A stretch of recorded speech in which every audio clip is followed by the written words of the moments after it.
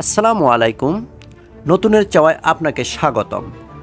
সোমবার সন্ধ্যায় রাজধানীর বনানীতে হোটেল লেকশোরে জিয়া সাইবার ফোর্সের 10ম প্রতিষ্ঠা বার্ষিকী উপলক্ষে অনলাইন অ্যাক্টিভিটিসদের জন্য এই ইফতার মাহফিলে ভার্চুয়ালি ভাষণে যুক্ত হয়ে তারেক রহমান অভিযোগ করে বলেন, বিএনপিকে আবারও মিডিয়া ট্রায়ালের সম্মুখীন করা হচ্ছে। তিনি উল্লেখ করে বলেন, যদি একটি স্বচ্ছ এবং নিরপেক্ষ নির্বাচন অনুষ্ঠিত হয় তবে দেশের অধিকাংশ মানুষের ভোটের সমর্থন নিয়ে বিএনপি যতটা উজ্জ্বল করবে ততটাই বিএনপিকে মিডিয়া ট্রায়ালের মুখোমুখি করা হচ্ছে। তারেক রহমান বিএনপির এই ভারপ্রাপ্ত চেয়ারম্যান বলেন, সোমবার সকালে আমি দেশের বিভিন্ন পত্রিকার কিছু ঘটনা পড়ে দেখার পর আমি ঢাকার কেন্দ্রীয় অফিসের ঘটনা সম্পর্কে অবহিত করলাম এবং তারা সেই ঘটনাগুলো যাচাই করে আমাকে জানায় ঘটনার প্রকৃতি একরকম, কিন্তু পত্রিকায় সেটাকে অন্যভাবে উপস্থাপনা করা হয়েছে। এটি একটি বিশেষ গোষ্ঠীর কাজ। বাংলাদেশ জাতীয়তাবাদী দল বিএনপি এবং দেশের স্বাধীনতা ও সার্বভৌমত্বের বিরুদ্ধে ষড়যন্ত্র করেছে।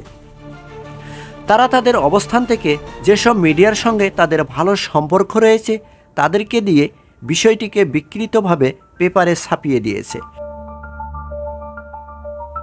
লন্ডন থেকে অনলাইন অ্যাক্টিভিটিসদের সঙ্গে মত বিনিময়কালে বিএনপির ভারপ্রাপ্ত চেয়ারম্যান আরও বলেন, স্বৈরাচারের রক্তচক্ষু অপেক্ষা করে বিএনপি 2.5 বছর আগেই সংস্কার প্রস্তাবনা দিয়েছিল।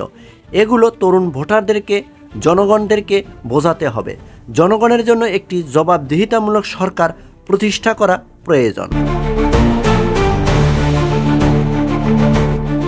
তারেক রহমান বলেন, আগামী দিনে বিএনপি দেশ ও জনগণের স্বার্থে কি করতে চায় সেটাকে যুক্তি তর্ক দিয়ে জনগণের সামনে তুলে ধরতে হবে, জনগণের ঘরে ঘরে পৌঁছে দিতে হবে। দেশনেত্রী বেগম খালেদা জিয়ার সুযোগ্য ছেলে তারেক রহমান শেষ সময়ে বলেন, জনগণ যে ধরনের নির্বাচনে ভোট দিয়ে তাদের মতামত জানাতে পারবে সেই নির্বাচনই চায় বাংলাদেশ জাতীয়তাবাদী দল বিএনপি। স্বৈরাচারের আমল থেকে শুরু করে এখন পর্যন্ত বাংলাদেশের জনগণের কাছে জবাবদিহিতার কোনো সরকার হয়নি বলে মন্তব্য করেন তিনি।